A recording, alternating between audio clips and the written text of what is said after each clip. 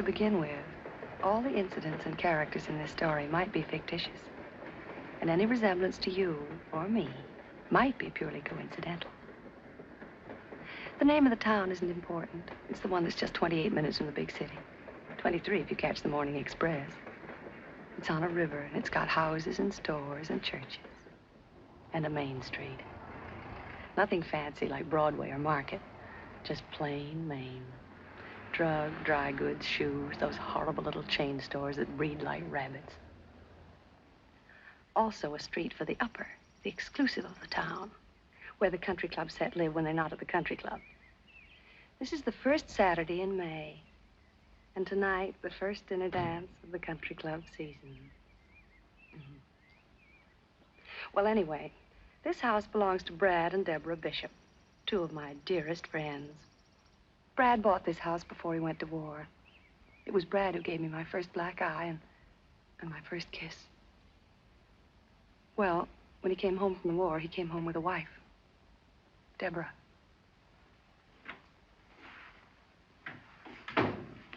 Tomasino said to tell you he found room for your briefcase in the bag. Good for Tomasino. Why'd you have him pack a bag? Because I know these Saturday conferences. They're like Saturday poker games. Don't plan on doing anything Sunday. Strange you're not letting me know when you plan to be away overnight. This is just in case, darling. There's no telling how late it'll be. And I like my own pajamas between me and the sheets in a Turkish bath. You'll phone this afternoon, though, either way, won't you? And leave word, even if I'm not here? Just where might you be when I call, if not here? First Saturday in May, remember? Settlement House picnic. That's right, the woman's club thing. Like it? Anything to do with kids, you know that. What are you wearing tonight? I got the one you liked so much in Vogue. But if you're staying in town... What color? Black, like you said. Brad, I don't want to go without you. Darling, it's the first dinner dance of the season. If I only knew you were going to be there. I will be if I can, and if I can't, why should that throw you into a panic? What are you afraid of anyway, Deborah? Good morning, Tomasino. Good morning, Mr. Bishop. I'm not in a panic. Well, then. It's just that suddenly the thought of going to that dance tonight without you...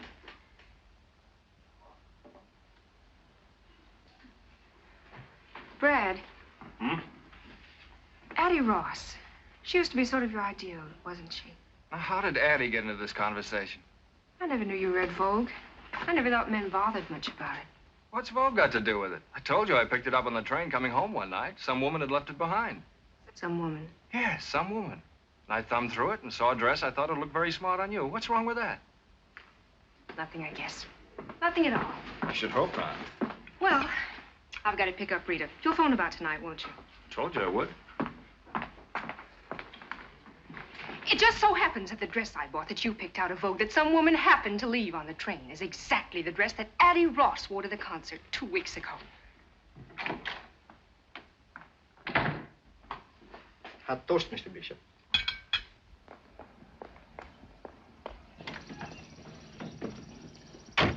She won't stay mad at him long. She's too much in love. Pretty soon she'll be full of self-reproach. Women are so silly. Now, this is that street where people on the way up and on the way down live alongside each other for a while. Rita and George Phipps are on their way up. That is, if Rita has her way. And that's the only way she'll have any part of, thank you. There she is now, ready and waiting. That's Rita. Hi. You're late. I won't be a minute. Just one last look at the twins, and I've got to give Sadie your check.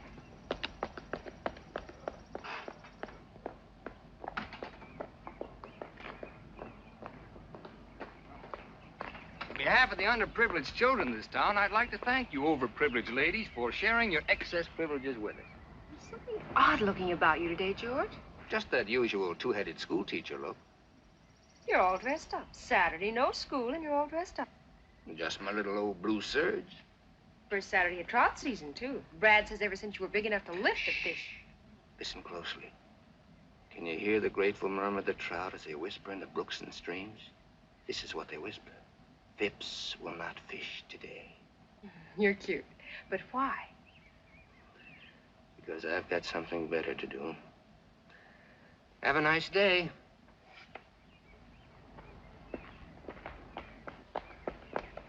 Say, darling, we'll have to stop by the station. I've just got to get my copy off in the 842. Do you mind?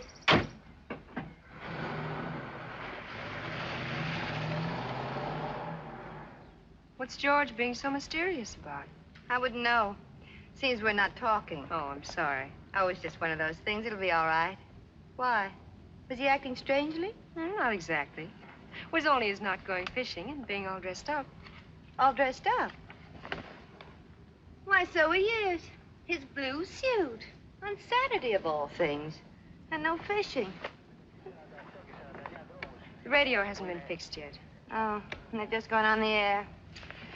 Oh, well, save myself listening to the murder of my little brainchild. Rita, why on earth do you do it? 5 of those radio programs every week up until dawn almost every night? Because each week I receive in return 100 pieces of what Addie Ross calls the most restful shade of green in the world. Unquote. Addie again. Why is it that sooner or later, no matter what we talk about, we wind up talking about Addie Ross? Maybe it's because if you girls didn't talk about me, you just wouldn't talk at all. That's right. I'm Addie. I'm the one they just can't help talking about. My very dearest friends, too.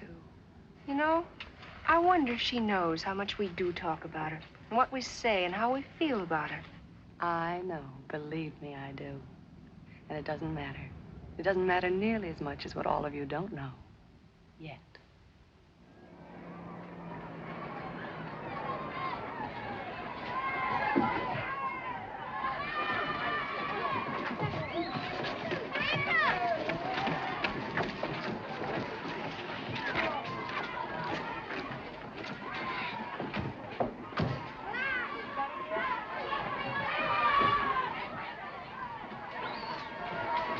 Good morning, Mrs. Hollingsway. Haven't the others gotten here yet? No, you're the very first, the early bird. I've taken it upon myself to get the children aboard. Oh, good idea, Miss Hawkins. So that when the other ladies arrive, we'll be all ready to go. Fine. They'll only get here.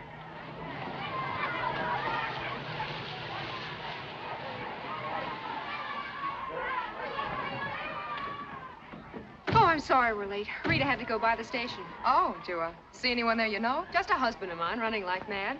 Why? Nobody else? Where's Addie? Weren't you supposed to pick her up?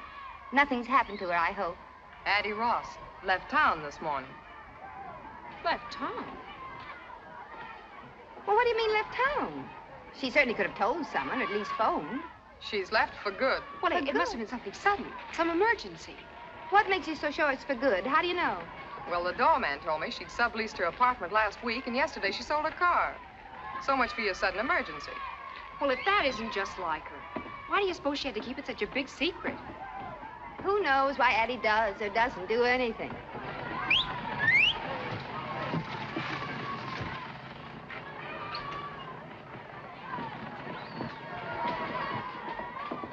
I got a letter for the Mesdames, Bishop, Hollingsway, and Phipps. From the dear departed, I'll bet.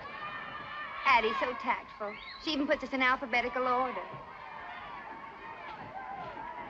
Open it up. No, let's wait. But what? Till we get back. Knowing Addie, I mean, why let her spoil our day? Not my day. Addie Ross never saw the day she could spoil my day. Did I put enough days into that? Dearest Debbie, Lora Mae, and Rita, as you know by now, you'll have to carry on without me from here.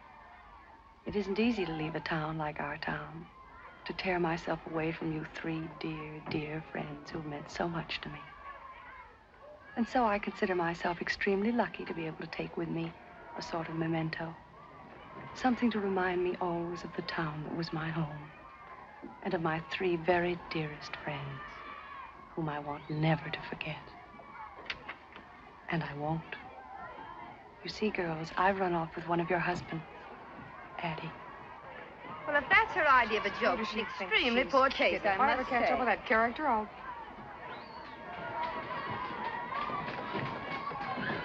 Ladies, may I suggest the captain seems to think, well, he's been rude about it.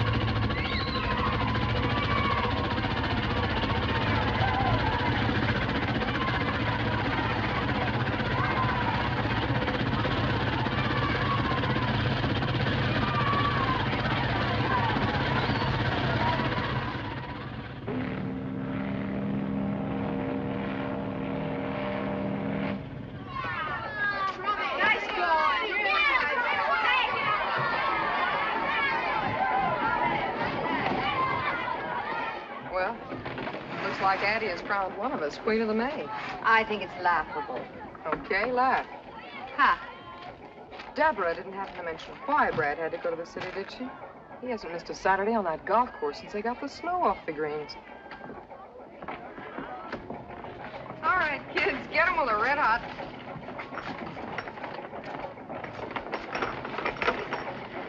It's going to be a real restful day. Nothing to think about except the picnic and the weenie roast and coming home. Oh, that. Kathleen's going to read us a fairy story. Fairy story. My favorite kind. I grew up on it. Only I wrote my own. May I start now, Mrs. Bishop? If you're ready, Kathleen, of course. Once upon a time, there lived a very poor girl who was very beautiful. She was so beautiful. Do you remember your first night in town? You and Brad, fresh out of the Navy. That was a first Saturday in May, too. Is it Brad? Is it Brad? Is it Brad?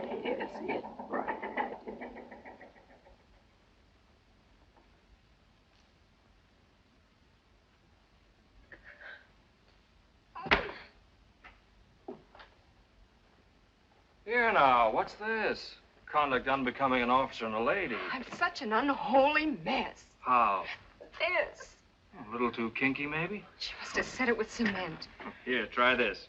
It'll take the kink out of a watch spring.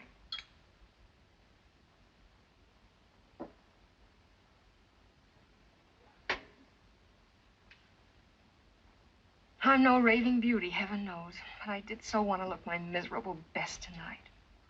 The very first time we've gone out together, all dressed up like civilians. And you would be the one man in the world that looks even better out of uniform than in.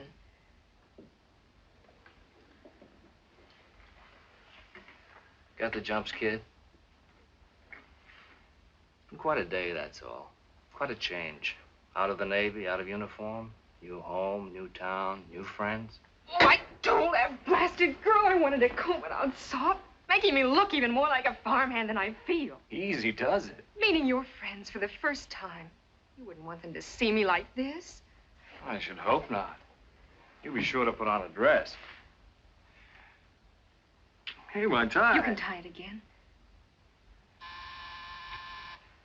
There they are.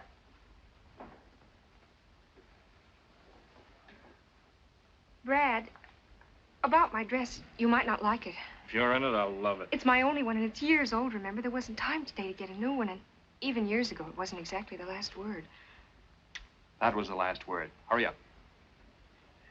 Which ones are they? I want to have it right. Rita and George Phipps. We all grew up together. He teaches at the high school. They have twins, and she just got a job writing for the radio. Did you like her very much? When you grew up together, I mean?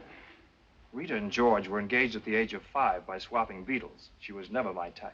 What is your type? Fat, squat little brunettes with mustaches. Get going. And take another whack at that hair.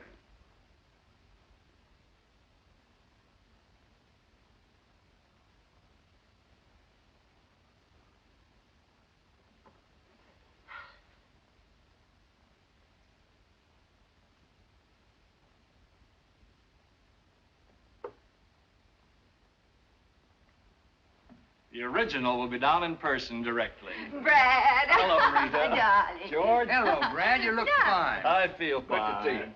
Say, what's this I hear about twins? You look like a fugitive from a junior prom. Oh, not next to that, I don't. Brad, she's adorable. My personal share of Navy surplus. She certainly doesn't look as if she grew up on a farm.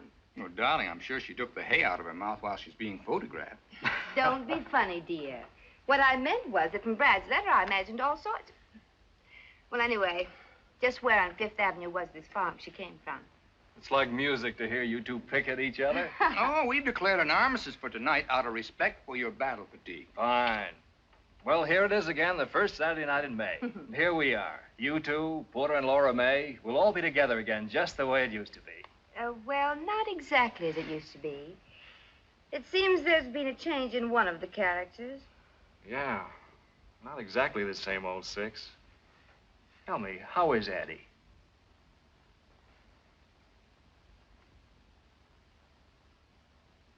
Rita and George? Deborah.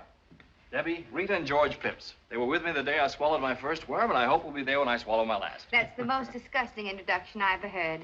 Hello, Deborah. Welcome. Thank you. How do you do, Deborah? How do you do? Well, the occasion calls for a drink. A quick one, because we're late. We've been admiring your photograph. Yes, it's a very flattering one. Maybe it's the uniform. Yeah, for some reason or other, I always seem to be wearing a full beard in photographs. You know, even in snapshots as a child. Give me a hand, George. Excuse me.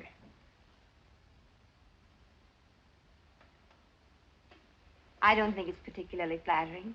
It's nice of you to say so, but it is. Well, here's to Deb, and here's to us, and many happy returns of this day. I'll drink to that. Amen.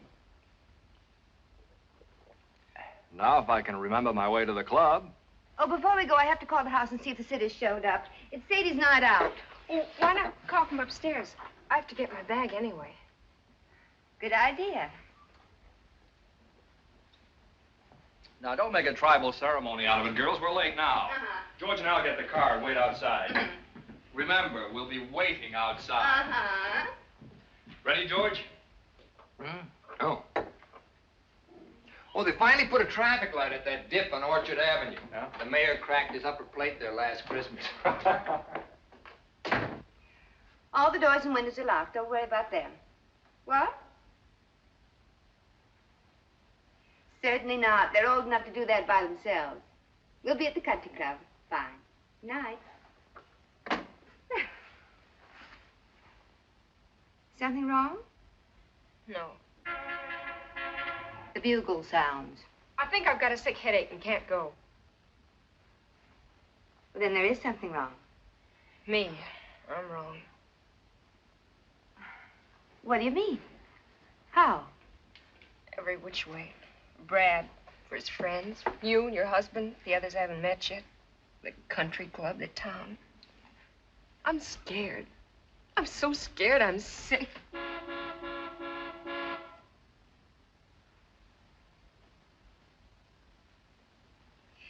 Isn't there a night baseball game or something you children can listen to on the radio? What's going on up there? I'm having a little slip trouble. Oh, hurry it up. Uh-huh.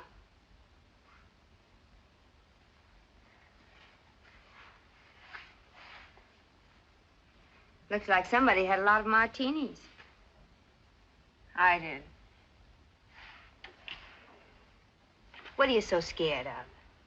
It's worse than my first night in the waves. And I'd never been away from home before up to then. But we were all in the same spot. Everything was happening to all of us for the first time. And here you're the only new girl, is that it? Look, you're Brad's wife and our friend. We want you here and we've waited for you. Now, why shouldn't that make you feel safe and secure instead of being scared? Can't be safe and secure by just telling yourself to feel it. Unless maybe you've got twins and a job of your own and grown up with your husband and friends. Oh, I'm sorry. I didn't mean that. Blame it on the martinis. You know, counting ice water, we could squeeze 2 more out of this shaker. Oh, no. No. I've had more tonight than all the rest of my life put together. What was it like at home? Or should I mind my own business?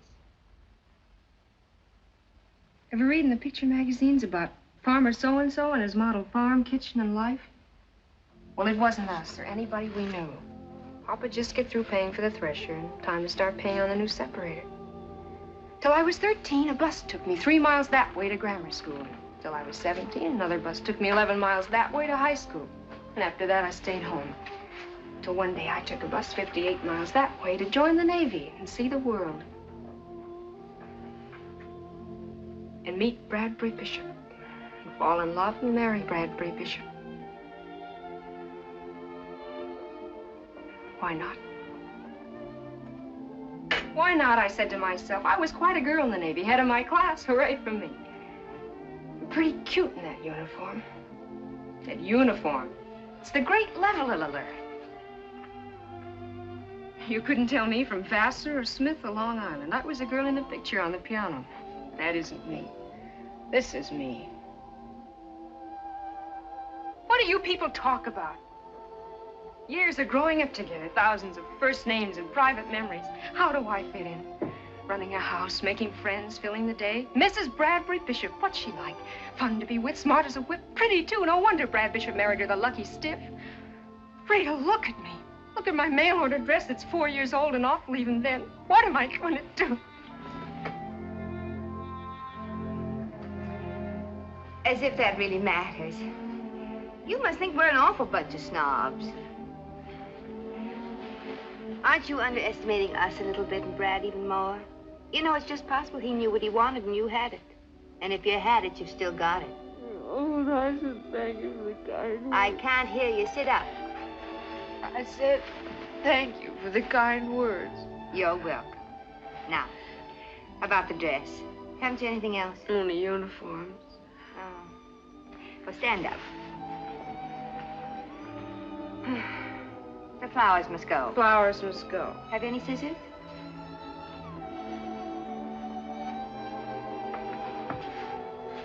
Scissors? Oh. I'll get the ones in the sleeves. You tackle the big one on the middle. Careful now. Careful now.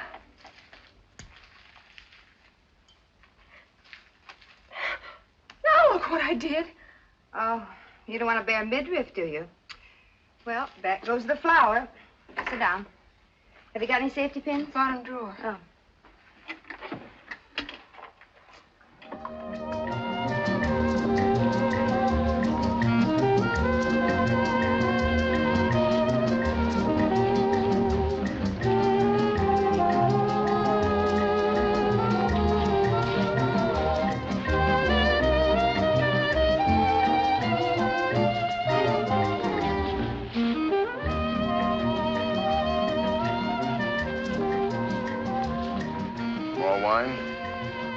Thank you, no. Not much at dancing makes me nervous. Does it? Whatever I do, I want to do well. Can't do a thing well, leave it alone, I always say. I think I will have a little more wine, thank you.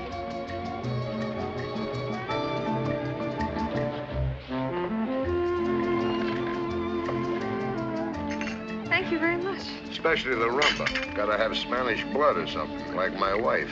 Comes from an old Spanish family named Finney. In many South American countries, there are many very distinguished families with Irish names.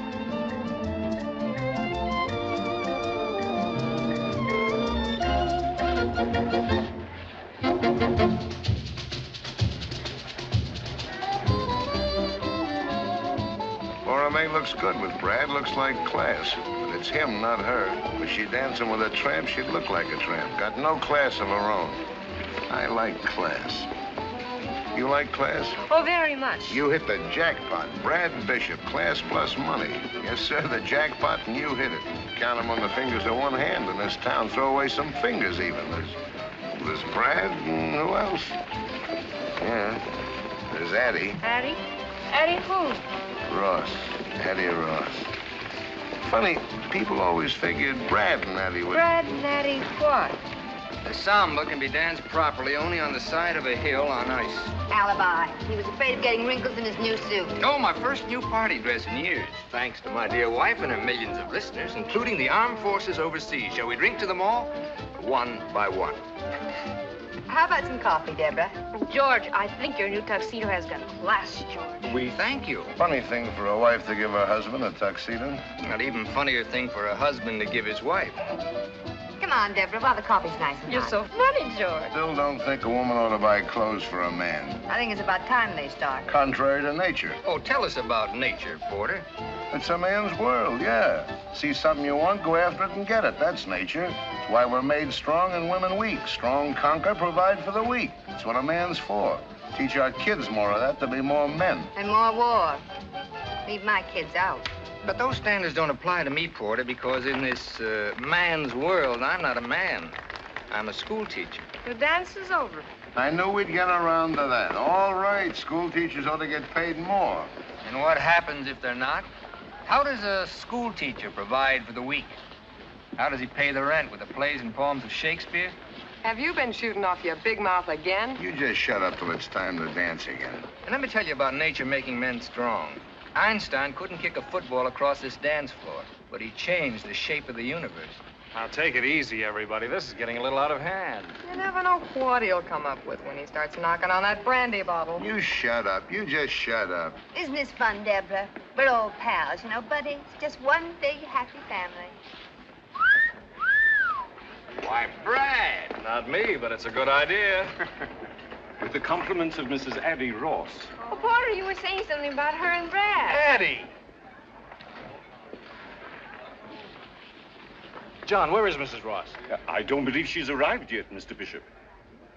That's Addie for you. Always the right thing at the right time. Thoughtful and generous. Generous to a fault. To a fault. That's Addie. Who is Mr. Ross?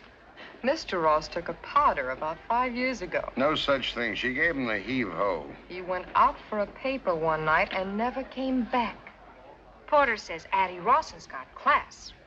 And he knows class, like I know navigation. You stick to your guns, Porter. It shows a healthy instinct. You may call it class, but what Addie has is taste. I can buy taste. Addie's got class. Taste and discrimination. Women usually get them out of magazines, but they're part of Addie's natural equipment. Also fog lights, white sidewalls, and a heater. Isn't it fun, Deborah, when the boys all agree on Addie Ross and George Washington, nobody else? You girls put your noses back in a joint. I want to propose a toast. First half of the glass to Deborah. Welcome home, darling. Amen, baby. And the rest to our absentee hostess, Addie. Perfect.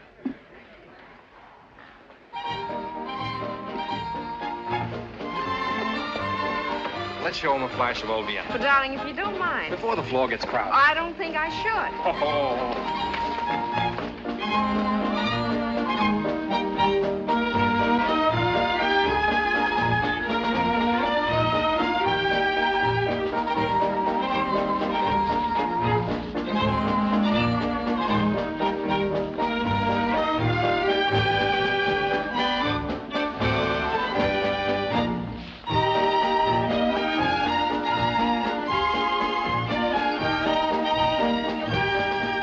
Let's get into this, George. Something tells me this is going to be quite a waltz. Brad. Having fun? Brad, listen. Hold on, baby.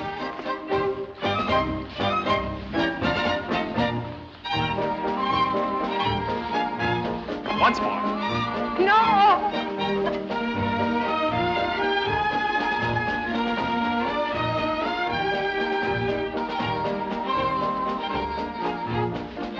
Deborah, what on earth have you done to yourself? Brad, let me handle this. Pardon my fingers.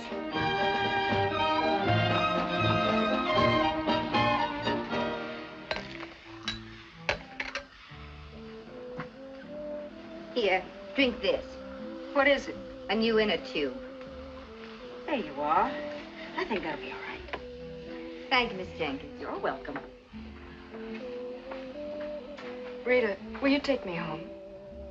You've got the idea that everybody out there is watching that door waiting for you to come out. Maybe not, but Brad is. Then it's because he's worried about you. Because he's ashamed. In front of his friends, ugly and pinned up, drunk and sick.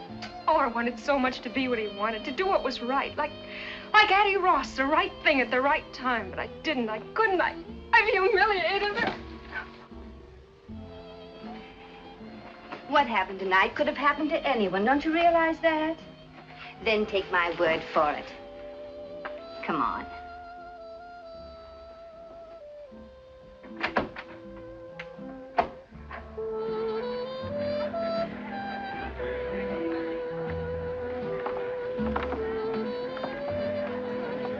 But there's Brad.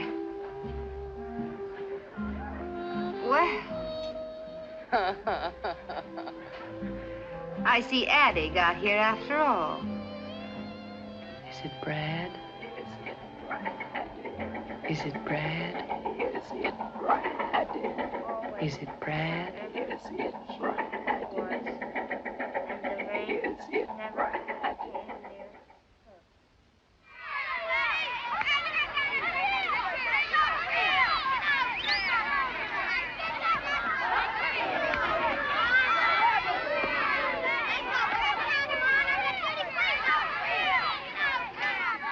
Don't expect us back too soon. We kids are going after everything from sardines to wolves. You'll have no trouble finding wolves, honey.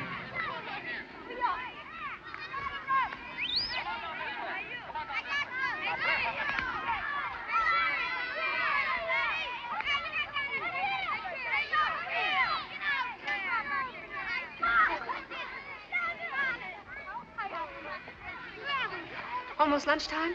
I've called a recess. When your own fingers begin to look like frankfurters, it's time for a slight rest. I suppose it's occurred to you that Lora Mae's kept herself as busy as a bird dog ever since we got here. The very thought of a hike wears me out. Maybe she just doesn't want to sit still. If you sit still, you can't help thinking, can you? Depends on what you think about. Well, for instance, why your husband should suddenly decide to go to the city on a Saturday morning.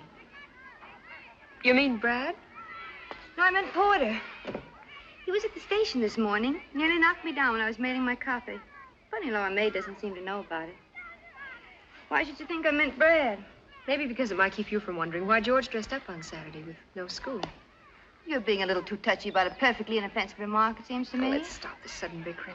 We're beginning to behave like some movie about a woman's prison. Not a bad comparison at that. Cigarette? Thanks.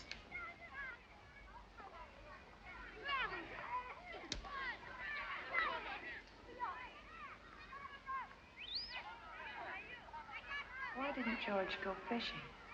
Why didn't George go fishing? And why the blue suit?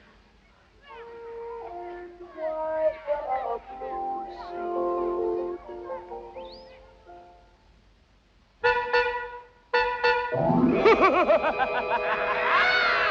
He's crazy! Buy your car from Crazy Eddie. Pay when you get good and ready. Nothing down, drive as you pay. Buy your car the Crazy Eddie way. Sadie, doesn't that noise drive you insane? Restful, ain't it?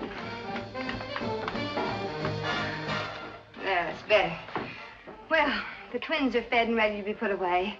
Now, if George would only show up, how many canopies are you making? 2 dozen, and the way I figure it, 6 healthy people ought to be able to eat 200 or 300. They're just appetizers, Sadie. And let's get a couple of things straight. First, when you announced dinner... I know, I'm not supposed to say soup's on. How did I tell you?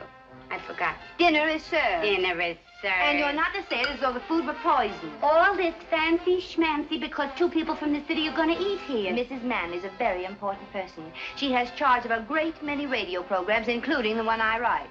You know what I like about your program. Even when I'm running the vacuum, I can understand it. Thank you so much. Now, the second thing. Does the new uniform fit? It's kind of corny. Wear it. Only one thing, the cap is out. Makes me look like a lamb chop with pants on. Oh, Sadie. The cap is out. Sadie, please, just this once. Okay. Oh. Hello? Oh, hello, Mrs. Manley. No, not at all. I was just rereading the script for Monday. Oh. What's that, Mrs. Manley? Yes, it's a good connection. About the script. Oh. Well, I'll just have to make the revisions tonight, that's all. What? Oh, no, Mrs. Manley, you've just got to come. I've looked forward so to your meeting George in line with that matter we discussed. You remember, Mrs. Manley? Yes, that's right. He'll be just perfect for it, you'll see. No, don't worry about that. I always work best late at night anyway. Yes. 7:30, that'll be fine. And you can tell me about the changes when you get here. Fine. Goodbye, Mrs. Manley. There's George. Changes. When am I supposed to sleep? What's Mr. Phipps gonna be so perfect for on the radio? Nothing. And you keep quiet about it. I will. Only he won't. Good evening, one and all. Hello, George. Yeah, how now? Why the look of doom? Oh. Did you forget to baste the ducks? Look, I don't teach you about teaching. Don't you teach me about ducks. Oh, Sadie's been an angel. Looks like I'll be up most of the night making revisions. Mrs. Manley just called. But you're giving a dinner party for her tonight. Well, she suggested calling it off, but I wouldn't hear of it. Why can't Mrs. Manley, just for once, tell the sponsor to call off his wife's revisions? You don't tell a sponsor things like that about his wife. George, you just don't understand. No, I suppose not. Well, it may not make your bad news any better, but I got good news. Have you, darling? Oh, George, 10 of 7, we've got to get dressed. Don't you want to hear my good news? Of course I do, darling. Did you get the liquor and cigarettes? Right here. Oh, now, you take the cigarette boxes while I put the liquor away. Why does everything have to be full when guests arrive? Full cigarette boxes, candy dishes, fresh cakes of soap. Aren't we supposed to eat, smoke, or wash when we're alone? Where's the scotch? I didn't buy any. Why not? Too expensive. Bourbon's a better drink anyway. But the Manleys are a cinch to want scotch. People in show business, you know what I mean. Those kind always drink scotch. Yeah, I know what you mean, but I wish you wouldn't say it in radio English. That kind, not those kind. There are men who say those kind who earn $100,000 a year. There are men who say stick 'em up who earn more. I don't expect to do either. Nor are you expected to pay for the scotch. You're quite right. Funny how it slips my mind that in certain respects, I'm only the titular head of this house. Oh, don't be silly, darling. I thought it very amusing to begin with. Very modern and enlightened. My tuxedo, for instance. The same tuxedo that for some strange reason you want me to wear tonight. Well, what's so wrong about getting dressed up once in a while? Nothing at all. Unless it's obviously an attempt at pretense. And just what is so pretentious about tonight? Tonight we'll sit down to one of Sadie's duck dinners. Present will be Porter and Lora Mae, with whom we've had many such dinners when you wore slacks and I didn't bother to shave. But this time, also present will be 2 advertising moguls who happen to employ you. Their presence means a new uniform for Sadie, my children prisoners in their room, and all the pomp and hysteria usually reserved for coronations. I call that pretense. All right. So I'm out to impress the boss. What do I get for that? 30 years? Tonight's important to me. I've planned and worked, shopped, taken the twins off Sadie's hands, written my program, and I'll be up all night tonight, and it's worth it to me. And as far as dressing's concerned, you can come in a cowboy suit for all I care. Oh. And why do the chairs have to look as if nobody ever sat down in them? Because they do.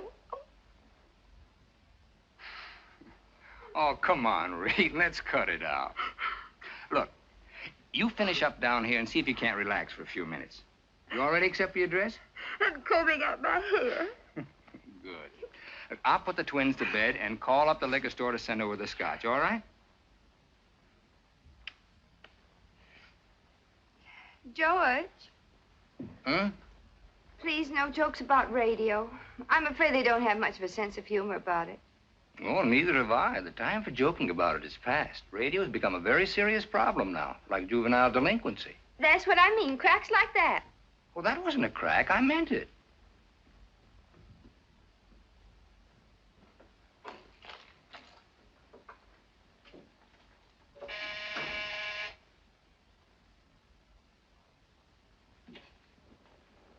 George!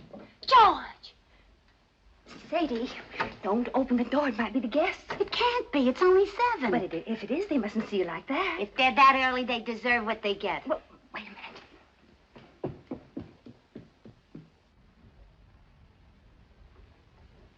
minute. Hiya, Sadie. Hi, Leo. Well, Mr. Phipps. Mr. Phipps. Yeah. Sure smells good. Wish I could say the same for you. For Mr. Phipps. Looks like a present. A present? A present? What's up? Wasn't sure I heard you call. It's for you. For me?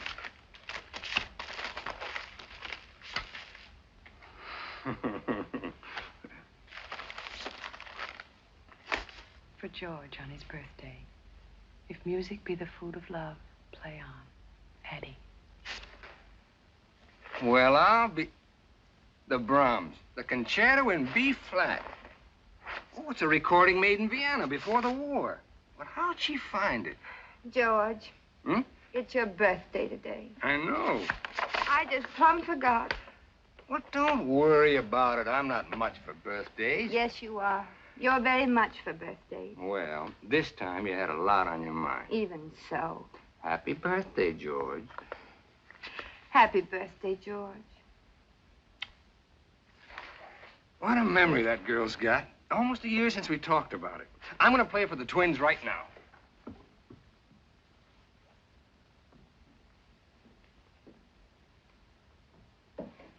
Sadie. What? You didn't by any chance make a layer cake for dessert tonight instead, did you? You know we got Cherry's Jubilee. You read it to me out of a book. That's what I thought.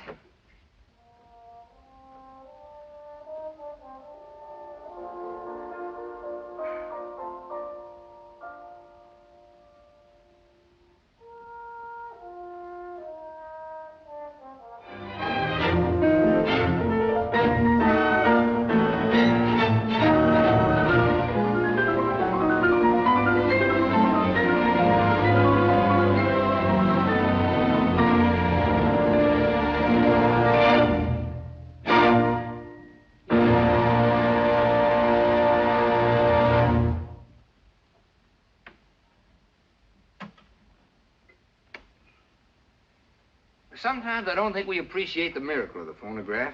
The privilege of having men of genius perform for us at our command. What kind of a set is that? Oh, it's no particular make, Mrs. Manley. One of my students put that together for me. If I were you, I'd stick to the established trademarks, a pure tone, say, or a sonobel. Pure tone, sonobel. I thought that sounded all right. Didn't you, Porter? Mine plays 24 records, different sizes. Mix them up any way you like. Radio gets china, clear as a bell, also television. Except there's no television to get. We're too far away. Only television set in town. Like playing tennis without a ball. What do you want me to do about it? Build you a personal broadcasting station? You don't need a station. Just yell a little louder. Mrs. Manley, are you sure I can't get you a drink? A cocktail, maybe, or scotch? Never touch it. Alcohol, that is, in any form. Oh. Mr. Manley? He doesn't either. Well, coming from show business, you might say, I always imagine those kind took a nip now and then. Wouldn't be keeping faith with our clients. Most respected trademarks in the American home. Well, I think I'll have one more. Porter?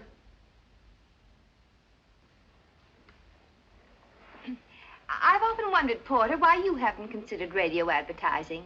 Mr. Hollingsway has a chain of 7 department stores all over the state. I know all about it. 23% by volume over last year, 138% over 1939. Where'd you get those figures?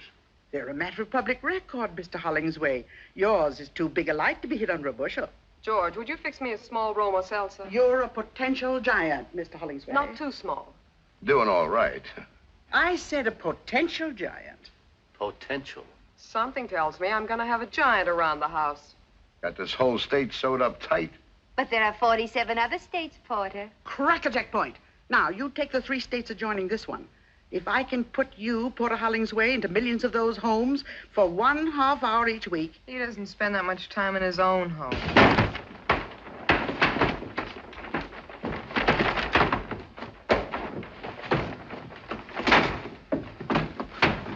Excuse me.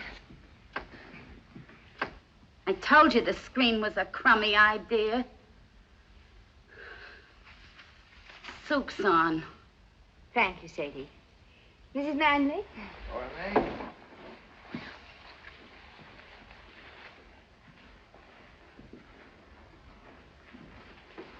Sadie Dugan, what are you supposed to be, Baby Snooks? Hiya, Lora Mae. Get a load of that calf. I can't wait to tell Ma. Lora Mae, would you sit there, please? Come on, sit down. There's a couple of things I could tell your Ma about you, too. This great situation belongs in a true-to-life drama. Are you two related? No, we just had the same governess. You kill me. Oh, well, it's just a small town. You know, everybody gets to know everybody. If you don't mind crossing the tracks. Oh, by the way, Sadie's quite a radio fan. Listens all the time. Now, that's very interesting. All the time, eh? Keep it going night and day. Tell me, what are your favorite programs? During the day, anything. Anything? Anything that keeps my mind off my feet. I see. And at night? In bed, I listen to the police call. But you can't understand them. They're in code. I sleep like a baby. How you gonna put me in her house a half hour every week? But, Porter, she's not a housewife. Still, they have a great influence over housewives. Sadie may not realize it, but whether or not she thinks she's listening, she's being penetrated. It's a good thing she didn't hear you say that. And after penetration comes saturation.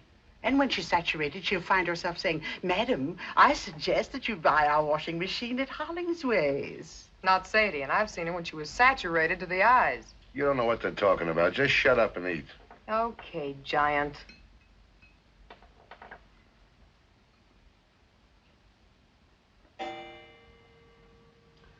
It's 8:30. I thought Miss Brenda. Excuse me, please. Where is she? Radio. Confessions of Brenda Brown. One of ours. Wait a minute. Here, you better let me do that for you. I've got to tell Sadie to hold the ducks. Sorry to eat and run like this. So sorry. I won't say it doesn't matter because it does.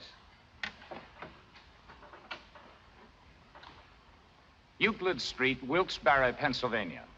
She writes, "What a thrill it was to hear my little girl say, Mother, it's such fun to have you read to us now that you use baby breath. so be sure you don't offend. Be double sure with baby breath." Oh, we missed most of the commercial. Shucks, and that's the best part, too.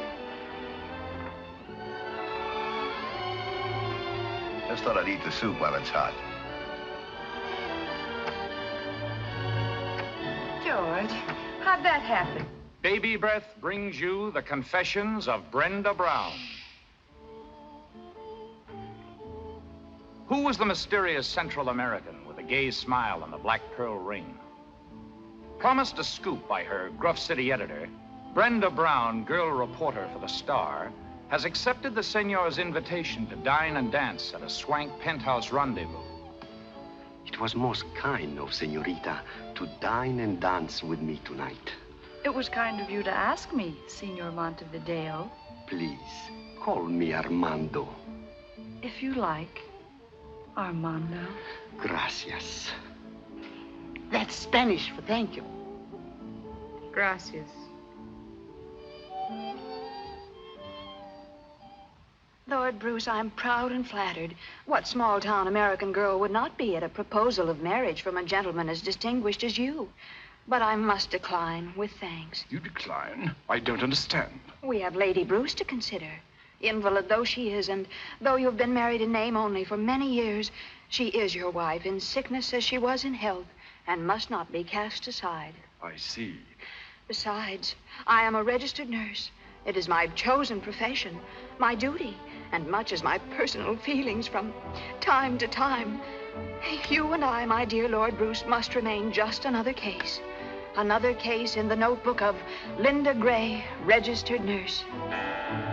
Listen next week for another chapter in this amazing human document. Linda Gray is brought to you by Protecto, product of the Duro Enamel Company. Remember, one thin coat of Protecto after bathing guarantees... This is the Allied Broadcasting Company. Enough? Might as well turn it off. There's nothing but music from now on. My, that was fun. 2 whole hours. Linda ran over almost a minute. The 3rd time in a month. 3 minutes gone. 1 full commercial. Gone for good. Well, some more coffee, anybody? George? Some more coffee, anybody? I just asked everybody, dear. Well, time to go home. George. Already? Seems as if you just got here. Come on, Giant. Back to the beanstalk. Get your coat. I'm ready. Been such a lovely evening, my dear. Pleasant company. The duck was fine. But of course, eating out here off your lap is gypsy fashion. The time just flew by. Tempo fugit. Right, Professor? Almost. And our little hostess has her work to do. Oh, it's not so much.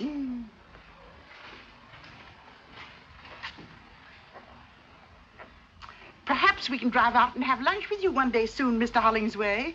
And maybe at one of the other stores. Oh, we'll make our appointment well in advance and at your convenience. You're gonna be a giant. Relax and enjoy it. I hope you listen conscientiously, my dear, particularly to Linda Gray. You can learn a great deal about writing. Yes, they are well written, aren't they? Why, they're perfection. Didn't you think so, Mr. Phipps? Well, I beg your pardon. I wasn't listening. We'll see how much of an expert you are. Which of the programs did you think was the best? They all sounded pretty much alike to me. I thought you were a student of good writing. Oh, he is. He's given courses in the university. Well, then, which was the best? Mrs. Manley, I wish you wouldn't ask me that. Why not? Because it's a question I don't want to answer. Oh, go ahead, dear. I'm sure your opinion is a very valuable one. If you're sure you want me to. Well, not if you feel you shouldn't. Stating it as kindly as I can, Mrs. Manley, none of that bilge has the remotest connection with good writing. Do you realize that Linda Gray has been written for 8 years, no summer layoff, by Myrtle Tippett? Who? You can't be much of an authority, Mr. Phipps, if you don't know Myrtle Tippett. Linda Gray has made her an immortal, and she's only 32. Well, Keats, Shelley, and Marlowe beat her by a couple of years anyway. They were immortal before they were 30. Classroom stuff. Radio writing is the literature of today, the literature of the masses. And heaven help the masses. But it just serves a different purpose, that's all. The purpose of radio writing, as far as I can see, is to prove to the masses that a deodorant can bring happiness, a mouthwash guarantee success, and a laxative attract romance. Well, take it easy, George. Let him alone. He'll run longer than Linda Gray. Don't think, says the radio, and we'll pay you for it. Can't spell cat? Too bad. But a yacht and $1 million to the gentleman for being in our audience tonight. Worry, says the radio. Will your best friends not tell you? Will you lose your teeth? Will your cigarettes give you cancer? Will your body function after you're 35? If you don't use our product, you lose your husband, your job, and die. Use our product and we'll make you rich. We'll make you famous. That's just about enough, George. Don't let it upset you, my dear. Don't you feel badly? Bad, not badly. You feel badly this way. I have more confidence than ever in your understanding of domestic problems. Look, I got my coat on and I catch cold easy. Easily, not easy.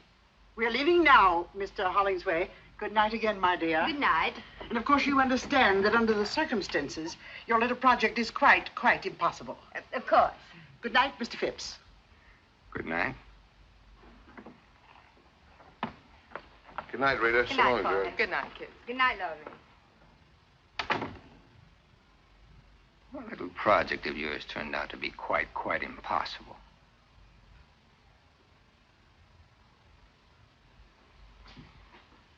I'll take care of tidying up. You better start your revisions. It's all right. I'm sorry about this. I know how much it means to you. Well, it couldn't be helped, I guess. Oh, George, it would have been so simple to say something non-committal. Not for 3 hours, it isn't. I held back all night. Anyway, she doesn't blame you for it. Didn't she tell you not to feel badly? I wasn't thinking of myself. Well, then what can she do to me? Report me as being un-American? Radio's like a religion to those people. When you attack it, you attack their faith. And once they feel you're against them, they're off of you for life. There's no making it up. Why should I want to make it up? Why should I? Oh, nothing.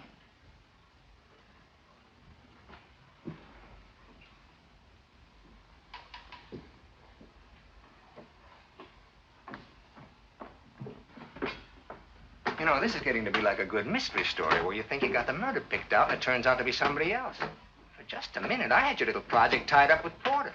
But now the clues seem to point to me. In some weird, unimaginable way, I was to prove irresistible to Mrs. Manley tonight. I was to impress her and win her favor. Isn't that so? But why? To what purpose? Well, if you must know, their editor is leaving, and I thought you'd be perfect for the job. It pays $175 a week to start.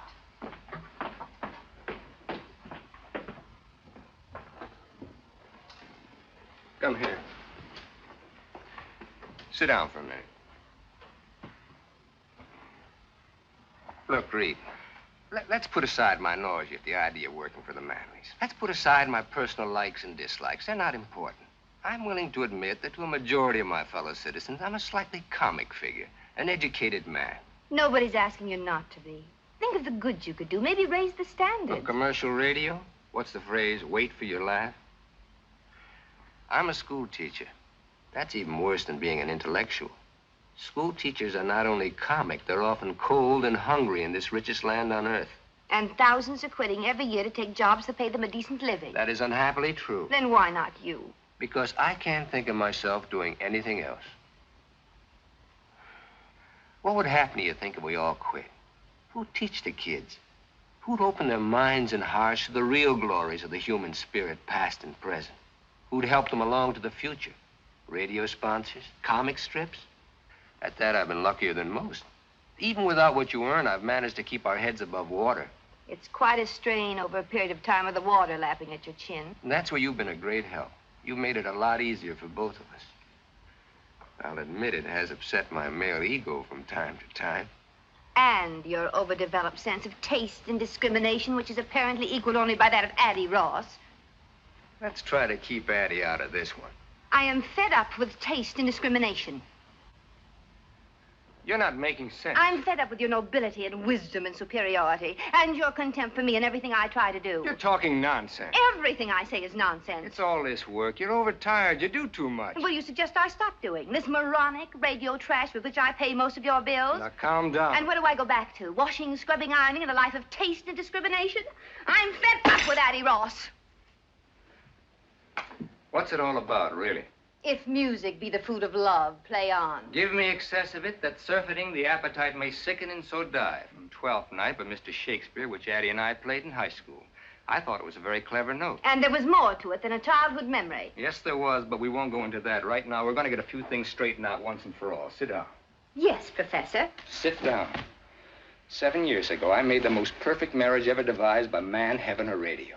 My wife was an independent, understanding woman. We thought the same thing about everything, from baseball to Brahms. In those 7 years, I was never contemptuous of you. I was proud. But when that drooling pap began to change you, when your independence turned to fear, when I watched you snivel and grovel around those 2 walking commercials, I didn't like it. And I don't like it. I don't want to be married to Linda Gray, Brenda Brown, or even Myrtle Tippett. I want my own wife back.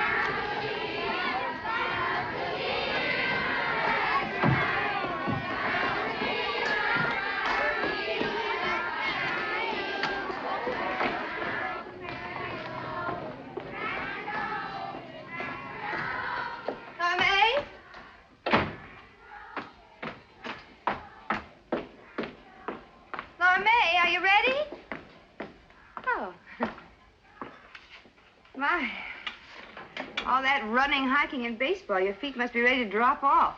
I've covered more ground than Porter's store from the notions counter, just back and forth to the water cooler. How's it feel, Lora Mae? Porter spreading out on a national scale, going to be a big merchant prince. How's it supposed to feel? No more small towns for Porter. He'll be after the big cities now.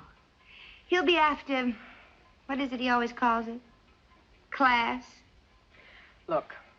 Why don't I save you a lot of trouble and tell you what you want to know? And you can tell Debbie, and that'll keep you busy till I'm dressed. I don't know whether Porter ran off with Addie, but get this, I don't care. I've got everything I want. For instance? Sometime we'll spend a week at the old Fenny mansion down by the tracks, and I'll go into detail. Right now, I better get dressed. You know what? I think you're worried. I think you're just as worried as the rest of us. I've got everything I want.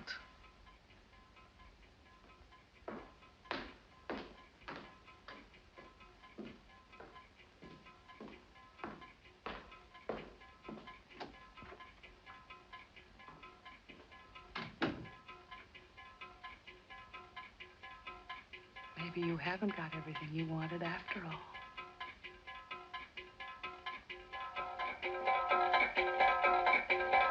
Maybe you haven't got everything that you wanted after all.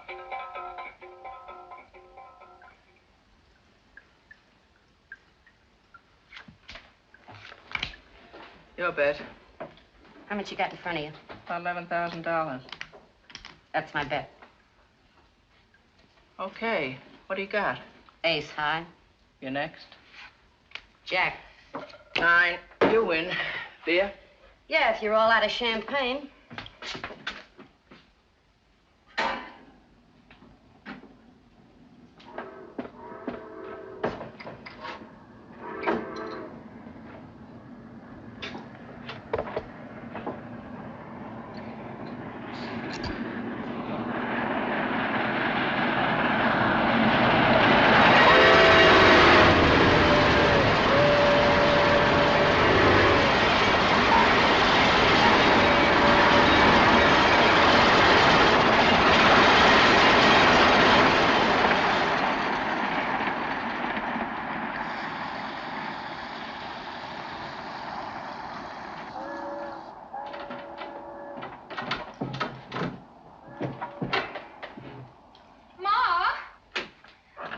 She's going out with Mr. Porter Hollingsway. Does she have to stay in the bathroom for almost an hour? You oughtn't to run around like that. You'll get consumption. Lora Mae, leave your sister get in the bathroom. After all, I've got a date, too. A respectable date. That's your sister you're talking about. I don't care. I think it's disgusting. He's 35 if he's a day. I wish I was that disgusting again. Your sister knows what she's doing. Oh, sure. They all know what they're doing. They're always going to wind up being supervisors or buyers or something. Well, Porter Hollingsway knows what he's doing, too. Lora Mae, didn't you hear what Ma said? And how do you think I feel having my friends talk about my sister? Your sister's a decent girl, like I hope you are. And there's nothing wrong in going out with the boss. If it'll bring a couple of bucks into the house. Nothing wrong. No, nothing wrong. Then she'll wind up with a steak dinner, and that's all. Are you looking for another snack? Ma, will you please make her get out? Oh, all right. Lora Mae. Yes, Mother? You don't own that bathroom, you know. There's other people in this house. But you're such a quiet little thing, dear. One never knows you're about. I still think it's disgusting. How do I look? If I was you, I'd show more of what I got. Maybe wear something with beads. What I got don't need beads. What's your new job gonna be? Something secret, like a spy? Something you can't talk about in the office? All right, so I'm gonna disgrace the fair name of Finney. Wait till it snows and throw me out in the street. I'm beginning to think your sister's right. And to think a daughter of mine... How many payments are you behind that Not icebox? for all the iceboxes in the world. They can come and take it away. Though heavens knows it's one of the few joys I have in life. They're not gonna take it away, and I know what I'm doing. Well, remember, you're my daughter and a decent girl. Come on, Ruby, lay off her. It's him. I guess so. You got everything? Where's your purse? Right there. He's out in front, in a car a block long. Well, what are you waiting for? Relax. He just blew us on again. It ain't Gabriel. Relax. My nerves can't take this. Lora Mae, what are you waiting for? That's what I was waiting for. Sadie, would you be good enough to answer the door? Well, my union don't like me doing this kind of thing for free, but okay. Anybody wants me can come in and get me. This ain't a drive-in. Well, I never. Hello, Sadie. Hi, Porter. Good evening, Mr. Hollingsway. Good evening. I see you know Miss Dugan. You just didn't know my last name was Dugan. But I don't believe you know my mother, Mrs. Finney. Mother How do you to do? Mr. Hollingsway. How do you do? Won't you sit down? Well, the table's reserved for 7:30. It's after that now. Yes, you are late, aren't you? I won't be a minute. Just get my bag. Your bag is... It's a cold night out, ain't it? Not bad.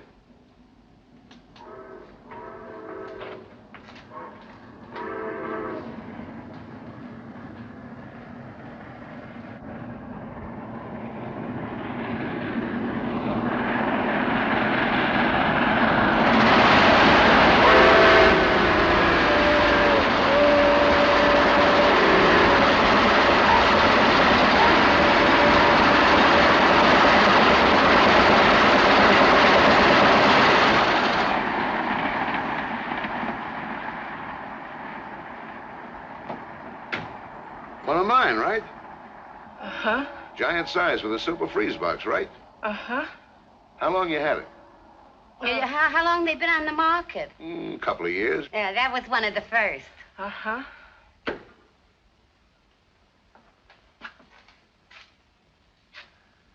Wonder what's keeping her. Girls always got things to do. They tell me.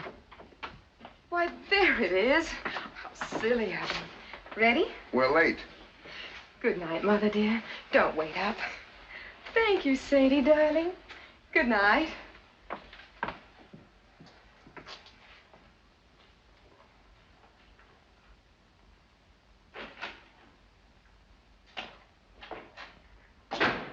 Thank you, Sadie, darling. Good night, Mother dear. And don't wait up. If a daughter of mine ever really talked like that, I'd cut her tongue out.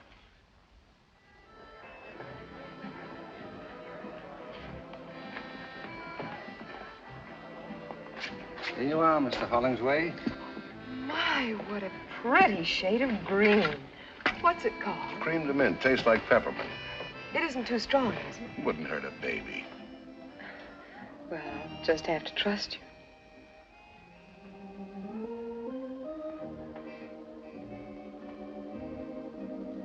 It's good. Oh, my. When I think of all the wonderful things that you know about that I've never even heard of. Got a few years head start. Now, don't you go making yourself out an old man, Mr. Hollingsway. Let's make it porter. Why, the way I look at it, a man isn't really grown up till, say, 35 at the least. Yeah. This is a very nice place. I've heard about it, though, of course, I've never been. I come here all the time. With other young ladies you want to talk to about new duties at the store? Let's not talk business. I thought that's what this dinner was for, Mr. Hollingsway. We'll get around to it. Poor man. I suppose you never get a chance to relax. People always after you for things. What do you do with yourself after working hours, say, nights? I have my family, and my friends, of course. Boyfriends? Isn't that getting a little personal? Oh, a girl like you, I'll bet there's plenty. Who's out in front? I don't happen to be one of those girls that talks about her private life, Mr. Hollingsway. And what I do in my private life is my own personal business and nobody else's. How about another drink? Oh, no, really, I Why, don't think it's Porter Hollingsway. Don't get up. Hello, George. Are you here alone? Well, Rita, of course. Funny, we called your house, but you just left. Addie's with us. Addie. It was a last-minute idea. We figured you'd probably have a previous engagement. Whose idea, Addie's? As a matter of fact, now let me think. May I have a cigarette, please? Huh? Oh, here you are. Oh, thank you. Thank you, Mr. Phipps. George Phipps. This is Miss Finney. How do you do? Hello, Miss Finney. Been here long? We just got here. Well, didn't you see Rita and Addie go by? They were a few steps ahead of me. Just now? Well, I'm sure they saw you, but you probably weren't looking their way. Not that I blame you. Say hello on your way out, why don't you, hmm? Yeah. Love to. You have such nice friends. He's a school teacher. He hasn't got a dime. Oh. You were saying something about another drink. It's getting stuffy in here. I want some air.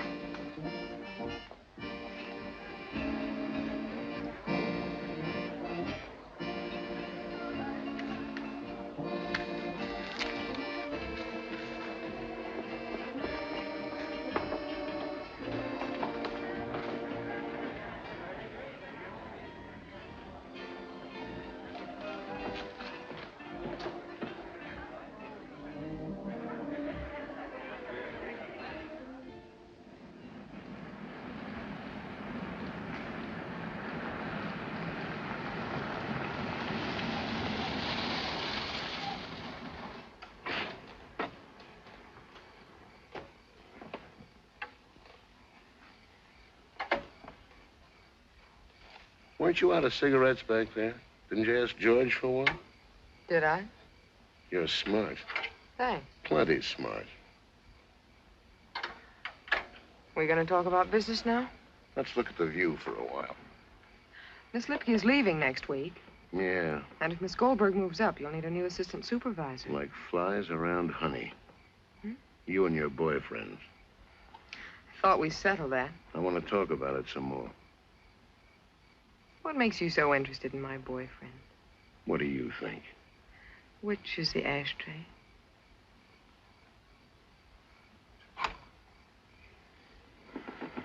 I've got very definite ideas. Like what? There's never been anybody in particular. Nobody special. Plenty want to do, I'll bet. What do you think? But you've been waiting for that one guy to come along? I got very definite ideas. What's he got to be like, this one guy? Someone that wants to marry me more than anything else in the world. You sure got wrong ideas about things. They may be wrong. They're definite. Well, tomorrow's another working day. Shall we go? Yeah.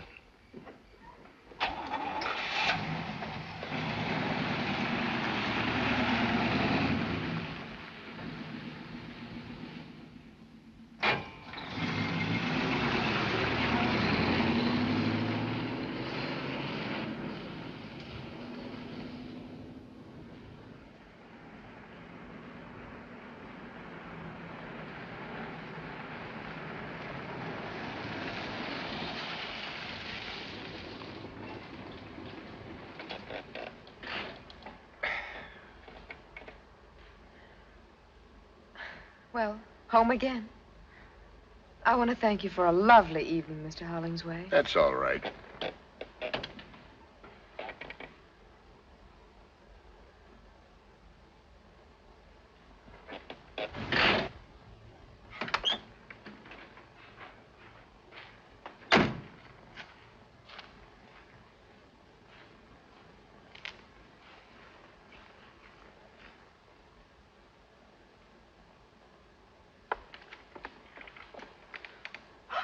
Oh, now look what I've done. My best nylons. Too bad. Oh, I must have caught on a nail or something at the restaurant. I hope you don't mind my bringing it up, but could you remember about Miss Lipke leaving and Miss Goldberg moving up? What about tomorrow night? If you'd like. I'd like. 7:30.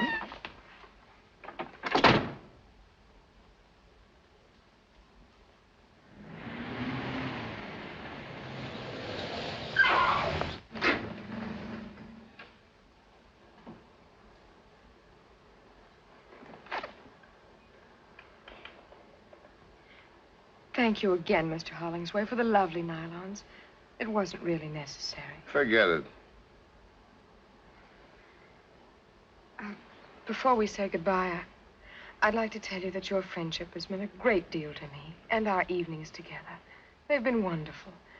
And I'm just sorry that... Well, goodbye. Goodbye.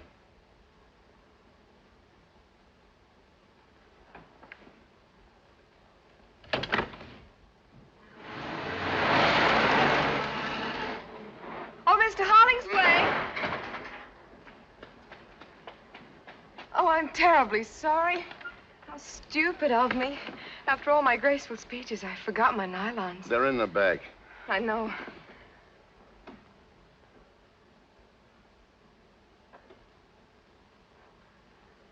Good night again.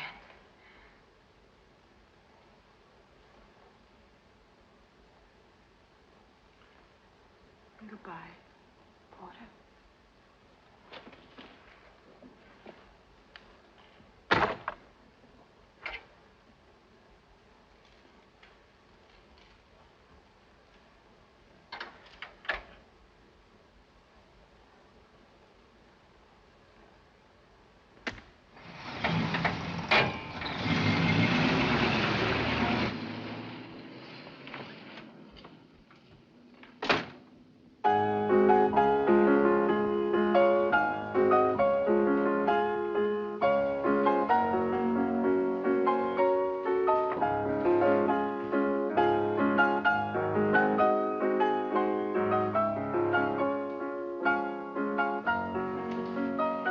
That's all. Yes, sir. It's gonna be a white Christmas. That song, they tell me it made $1 million for the fellow who wrote it. This is the most beautiful house I've ever seen. It's just everything anybody'd want. You name it, I got it. You were married once, weren't you? See if it's too sweet. Perfect. Is this her picture? My wife, I wouldn't even have her fingerprints in the house. Then who's this? Somebody I know. I bet I can guess. Addie Ross. That's right. So that's what she looks like. You can't tell from that, really. It's only a picture. She's beautiful, all right. She sort of looks like a queen, doesn't she? Like a queen ought to look.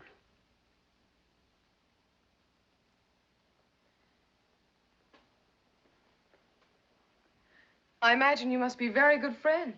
I helped her with some investments. She gave me this last Christmas. Almost a year ago.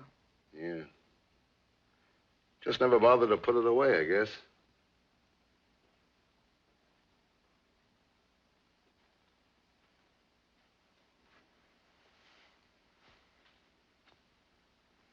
Porter, You know how I feel about you. how?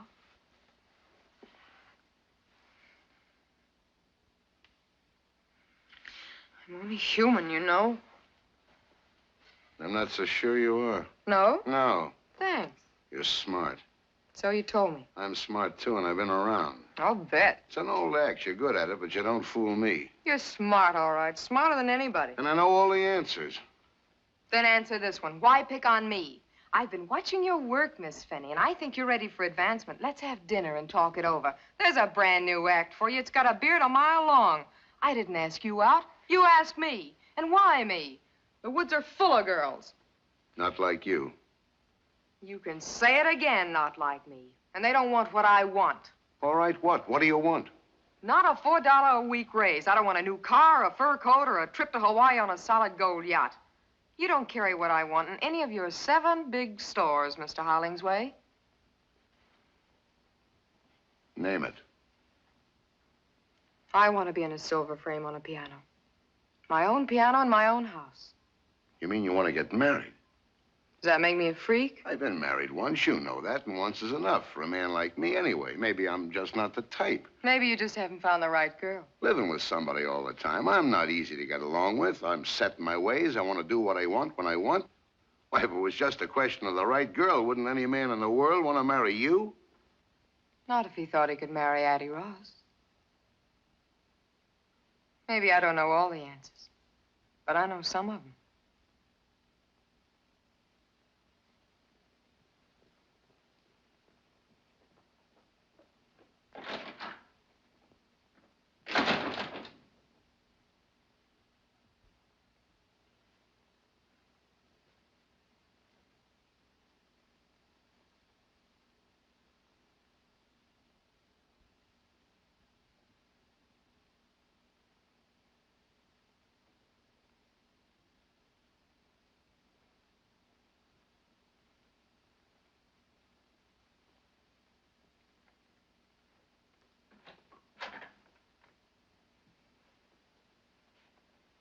It's late.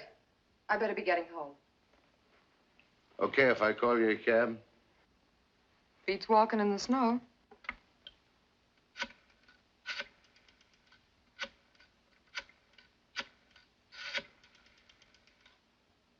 This is Porter Hollingsway. How long before you can get a cab over to my house?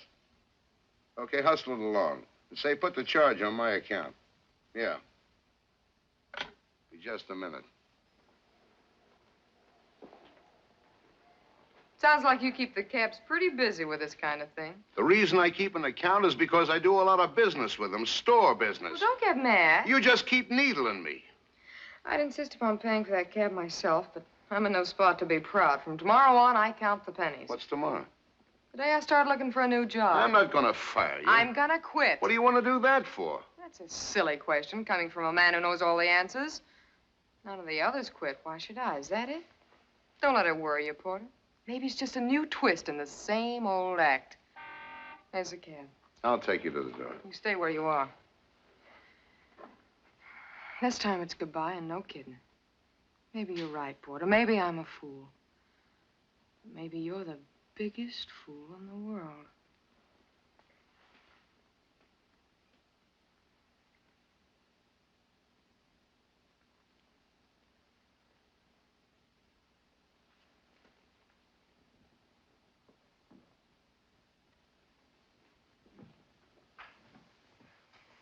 Lora Mae.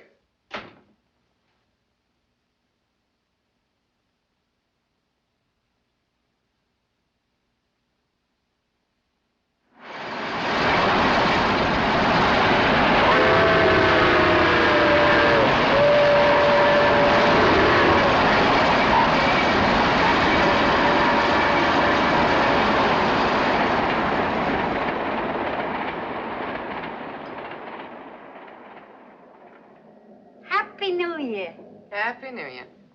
Will you stand still? Oh, this dress ain't my type at all. For one thing, it's too high in the front. If my best dress ain't good enough for you, you can get out of it right now. Just don't give me that big sacrifice routine. You'd wear it yourself if you had someplace to go. Okay, that does it. Take it off. It was Ma's idea for me to wear it, not yours. It's still my dress, and you got 30 seconds to get out of it. Just because it's New Year's Eve and you haven't even got a You're date. gonna look awful silly running around this kitchen stark naked. Ma! 10 seconds to go. Just because you got Porter Hollingsway mad at you. 5 seconds. Ma! Can't we have some peace in this house even on New Year's Eve? You got it mixed up with Christmas. New Year's Eve is when people go back to killing each other. Which reminds me, I gotta go to work. That's a fine way to see the New Year end, serving up champagne for Mrs. Addie Ross and friends. It beats sitting alone with a glass of stale beer. Forget it, Sadie. I didn't mean it the way it sounded. I know. Tell you what, comes midnight, I'll slip Porter Hollingsway a Mickey. Don't bother. It's a pleasure. Night, kid. Happy New Year, Sadie. Is he going to be at the Addie Ross party? That's what the invite says. She's expecting the pleasure of his company. How do you know? Listen, when they hire Sadie Dugan for a waitress, they submit a guest list. And Lora Mae could have been there, too. Stop picking on her. Who's picking on her? You and Babe. You stop it and make Babe stop it, too. Of all the time to quit a job just before Christmas with all the bills due and 5 months due on the icebox. Ruby Finney, you gotta make up your mind whether you want your kids happy or your icebox paid up. Oh, not for all the iceboxes in the world. Relax. Have a good time tonight at the bingo party. Gee, I wish you were going to be there. Happy New Year, Ruby. Happy New Year, Sadie.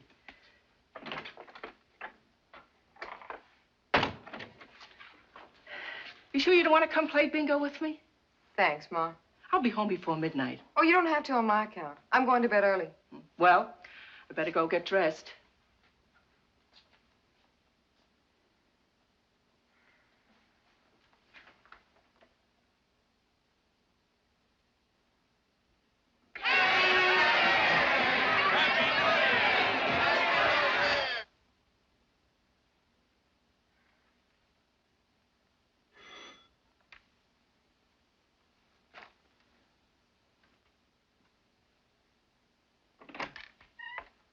Hi, Lora Mae.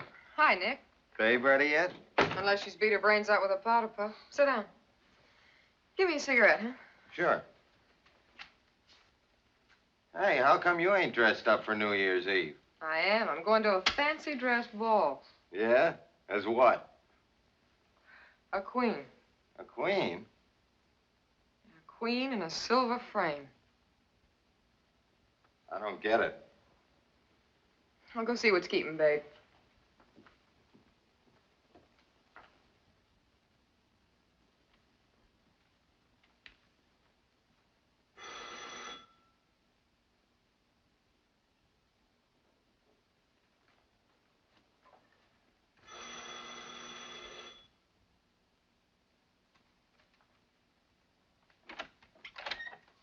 Who are you?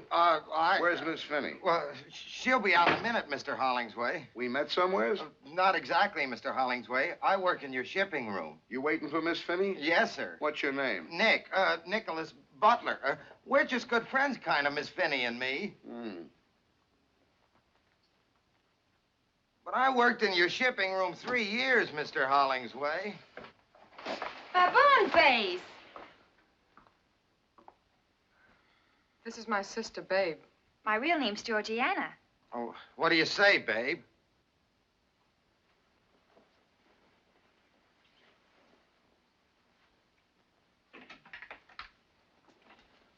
Happy New Year, Mr. Hollingsway.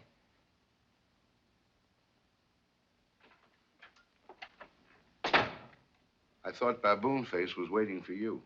He used to. I gave him to Babe. He goes with a dress. Have you got another dress? Why? I want to take you to a party. Addie Ross's party? Yeah. Maybe she wouldn't like that. She said she'd be delighted. She must need another waitress. I told her we had a date and not to expect me if you'd made other plans. We haven't got a date, and I haven't made any plans, so why don't you just run along? We could go someplace else. No. Why not? You know why not. These are for you. Thanks. Put them on. I'm not going anywhere. You wouldn't want to let them die. I'll put them in the icebox. The orchids ain't paid for either.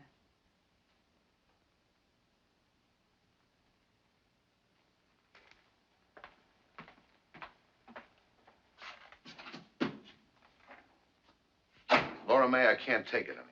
I thought we decided to leave it alone. It's worse not seeing you, knowing you're here. Maybe I ought to leave town. Wondering about you, who you're with, who you're looking at, who you're kissing, who... Easy now. I can't sleep nights thinking about you. So what? What do I do about it? Start the same thing all over again and wind up the same way? And what about the way I feel, my sleep? But then I'm not even human, am I? I'm just a great big act. You know what you're doing to me. And you know all the answers. I can't take it anymore. Oh, what's the use, Porter? Tell Addie Ross it's a cook's night out, and I had to stay home with the icebox.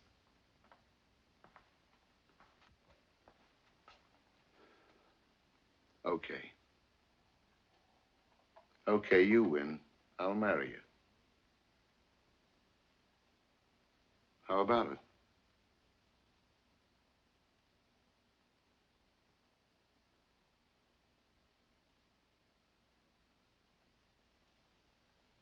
Thanks.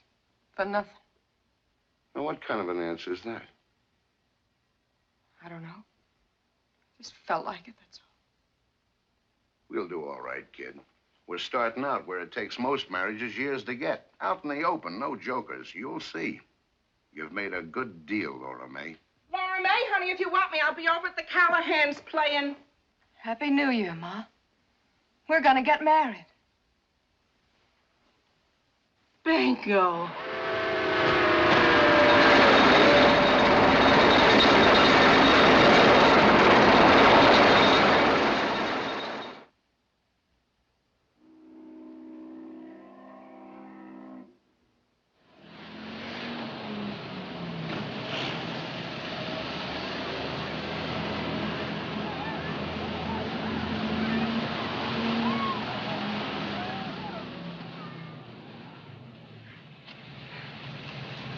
Well, see you tonight at the club.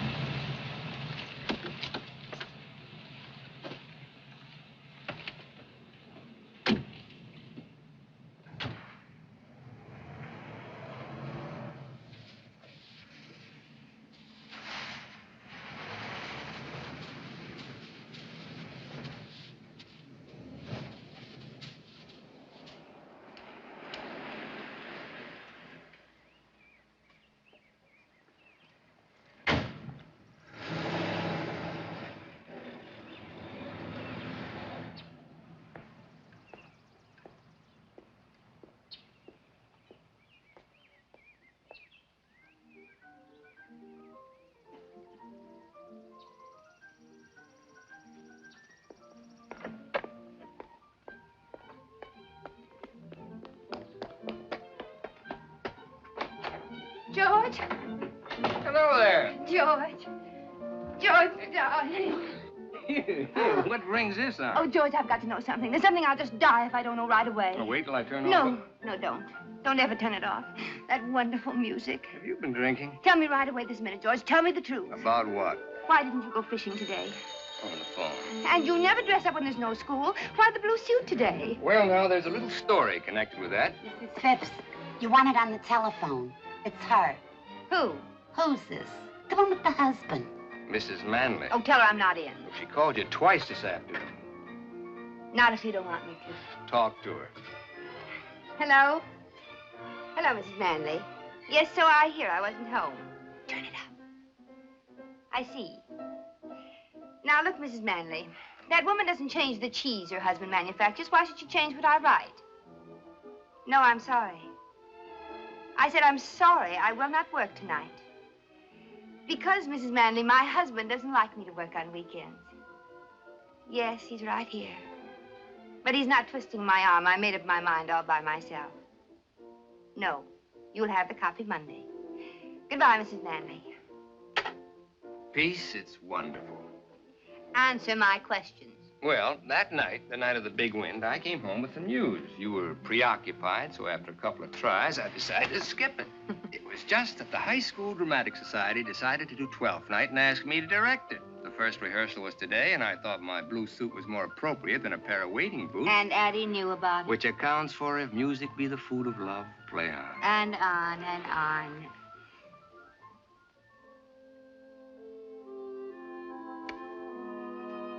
Good evening, Thomasino. Did Mr. Bishop call? Lady called up. Leave this message. Mr. Bishop's secretary? Then say, Mom.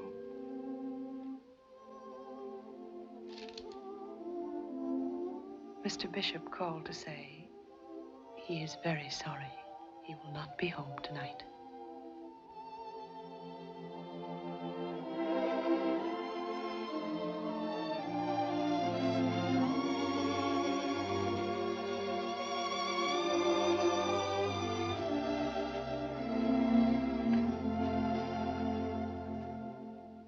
And here are the results of the 8th.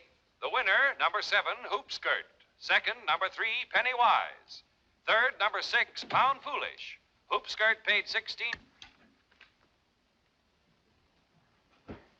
You ought to use a walkie-talkie. It don't make so much noise.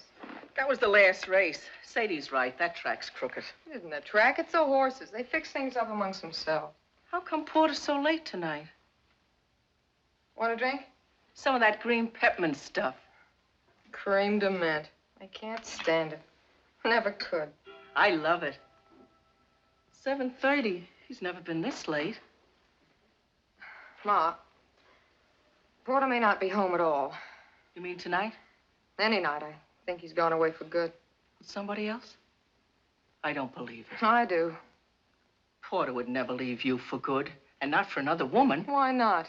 Because he's in love with you. What? Because he's just plain crazy in love with you. Are you out of your mind? I thought I heard soft voices in here. Hello, Porter. What's the fight about this time? Furs, jewelry, or cash? My children and me never fight. Fix me a drink, will you? I'm tired.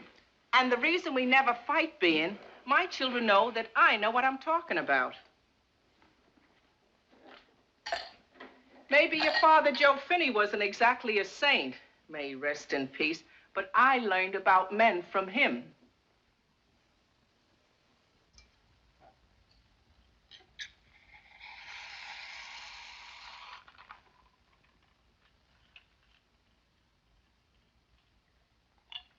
Too much soda.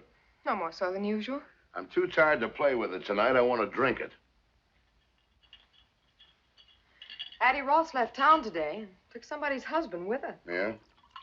You seem real excited about it, like I told you we were having lamb for dinner. What do you want me to do? Sue somebody? I'm tired. I figured you might be the lucky boy. Then it must have broke your heart when I walked in here. Funny you should mention my heart. So you figured I ran away with Addie Ross. How'd it feel? You don't have to tell me. I can tell you. You ought to go on information, please. So what? I got mine. That's what you thought to yourself. You ought to get a concession at some carnival. You're a regular mind reader. 3 years of playing the good wife. Here's where I cash in. Here comes the payoff. That's what you thought. I've been a good wife, the best wife your money could buy. Strictly cash and carry. Isn't that what you wanted? Isn't that what you told me? Out in the open, you made a good deal, kid?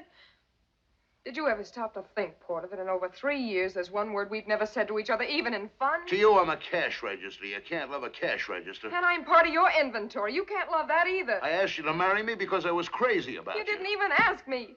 I've been a good husband. You got everything you want. If you'd only asked me, if you'd only made me feel like a woman instead of a piece of merchandise. Did you give me a chance to? All you ever showed me was your price tag. You better get dressed. We're meeting the others at 8:30. I'll be ready when you are.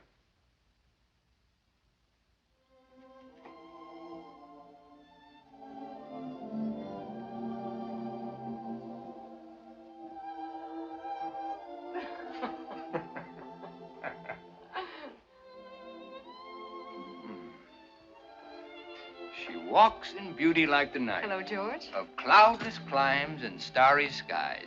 And all that's good of dark. You're the most dreamy thing I've ever hated at sight. Thanks so much. How are the martinis? Very high and dry. Let me bring you up to date. No, thanks. Not drinking? Not at the moment. So how long a wait do you suppose before Brad comes sliding down the banister? A rough idea. He's not here. What do you mean he's not here? Brad's not here. There was a message when I got home saying he wouldn't be back tonight.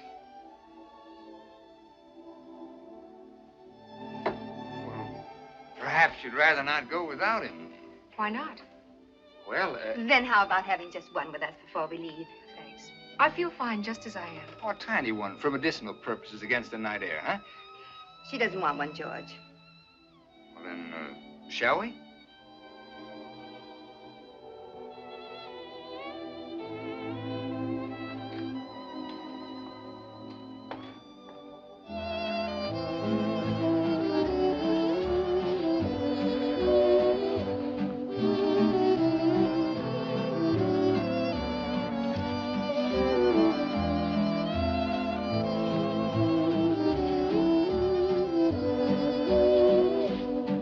Sure you don't want to drink?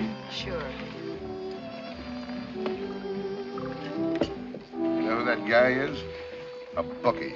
All the barber shops and saloons in town dancing with my wife. He came over and asked very politely. She'd dance with anybody. She waited to see if you had any objections. I wouldn't object if a chimpanzee asked her. Then you've got no right to complain. Oh, I've got no complaints. I'm Happy Joe from Kokomo. Greatest little wife in the world. Fine home, fine friends. Everybody loves Oh, me. why don't you stop acting like a spoiled baby? Everybody loves Porter. I'm fed up listening to your wah, wah, wah. You're always talking about being such a man. You don't even act grown up. What are you getting sore about? You're so stupid. Oh, wait a minute. Have you any idea how much Lora Mae's in love with you? No, how much? So much she's afraid to tell you. Afraid you'd laugh at her. Me laugh? She couldn't say it with a straight face. Lora Mae in love with me, it's all she can do to wait it out. Wait it out. Yeah, like an annuity till it matures, like a slot machine that pays off. That's what she's waiting for. A chance to call it off, to collect. The end of the line. Fares, please. Don't tell me about love and Lora Mae. Oh, George.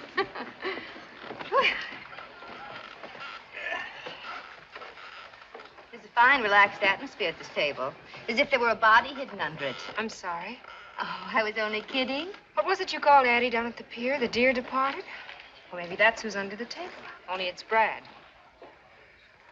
Deborah, why are you letting all this nice cold champagne fizz itself to death? It sounds like one of your quotations, Professor. Can you give me something fitting for the occasion?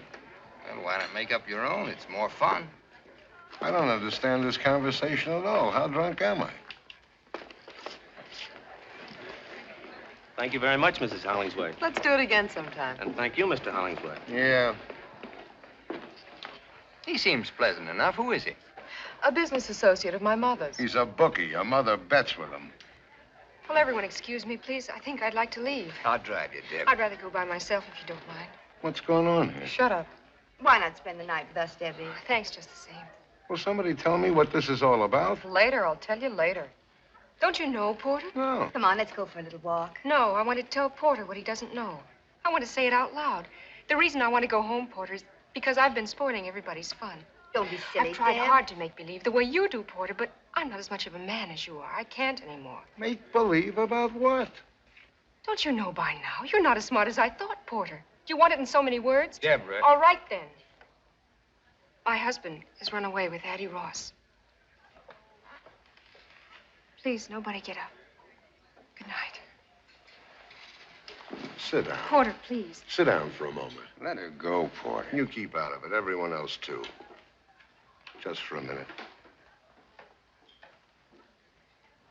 Brad didn't run away with Addie Ross. I did. How? You're here. A man can change his mind, can't he?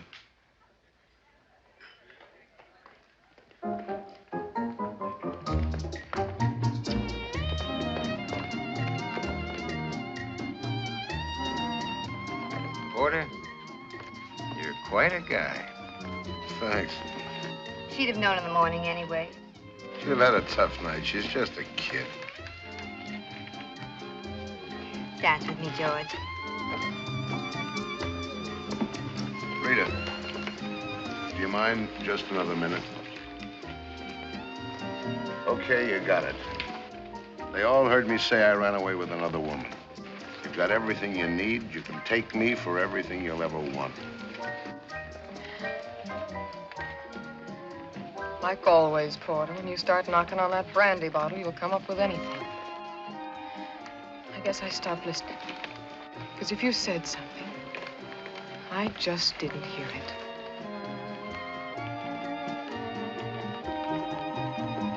Why don't everybody dance?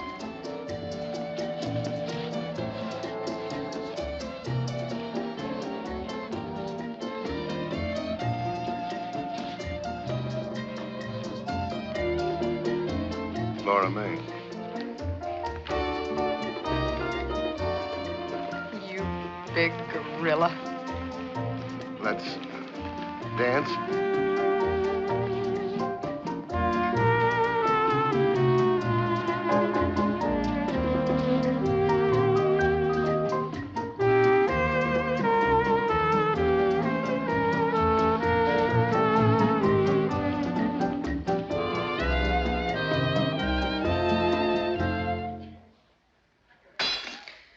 Hi-ho. Good night, everybody.